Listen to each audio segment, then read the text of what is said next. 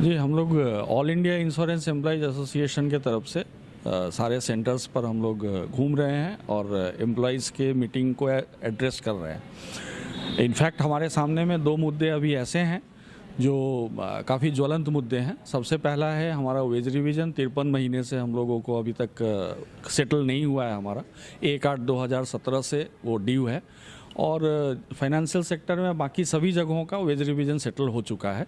हम लोग इस लड़ाई को और भी ज़्यादा तेज़ करना चाहते हैं क्योंकि सरकार का जो आर्गूमेंट है वो आर्गूमेंट हम उसको एक्सेप्ट नहीं करते हैं।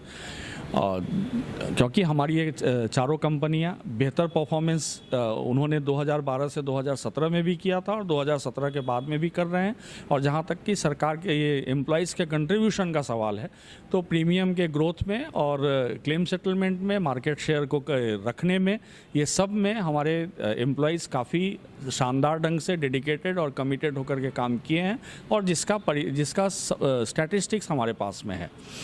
दूसरा जो मुद्दा है, आप लोग सब जानते हैं कि प्राइवेटाइजेशन का आप एक ही झटके में general insurance business nationalisation amendment act 2021 को राज्यसभा में किस परिस्थिति में पास किया गया था आप लोगों को मालूम है।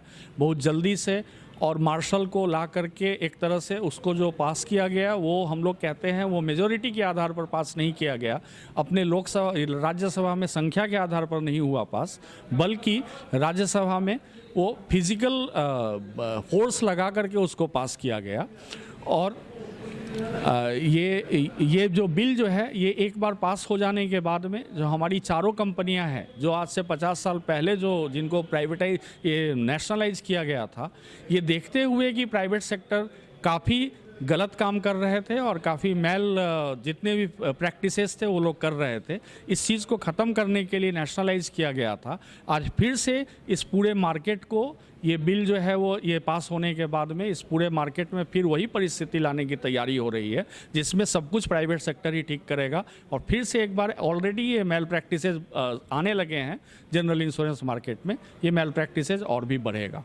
और साथ ही साथ हम उन एमपीज़ का भी हम धन्यवाद ज्ञापन करना चाहते हैं जो उस दिन राज्यसभा में खड़े होकर के जिन्होंने विरोध प्रदर्शन किया था और आज उनको पनिशमेंट दिया जा रहा है, पूरा पेनलाइज किया गया है सस्पेंशन के आधार पर। 13 एमपीज़ को पूरे विंटर सेशन में पार्टिसिपेट नहीं करने का उनको सस्पेंशन दिया गया है। इसके खिलाफ भी एआईए आवाज़ उठाती है और एआईए उन सारे एमपीज़ का फिर से धन्यवाद ज्ञापन करती है कि उन्होंने हमारे कॉज में हमारे साथ में हिस्सा लिया।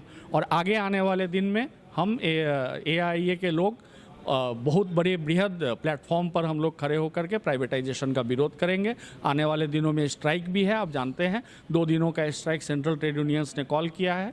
हो सकता है कि AIA will take a decision to participate there. जो public sector general insurance companies ਦੇ EMPLOYEES ਦੀ ਇੱਕ ਮੀਟਿੰਗ ਲੰਚ ਆਵਰ ਦੇ ਦੌਰਾਨ ਓਰੀਐਂਟਲ ਇੰਸ਼ੋਰੈਂਸ ਕੰਪਨੀ ਦੇ ਦਫ਼ਤਰ ਵਿਖੇ ਹੋਈ।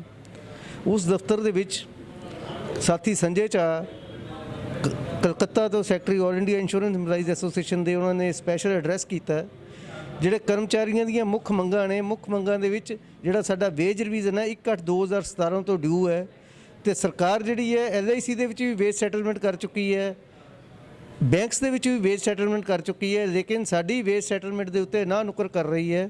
ਜਦਕਿ ਸਾਡੀ ਜਿਹੜੀ ਪ੍ਰੋਡਕਟਿਵਿਟੀ ਹੈ, ਉਤਪਾਦਕਤਾ ਸਾਡੀ ਪਹਿਲੇ ਤੋਂ ਵਧੀ ਹੈ।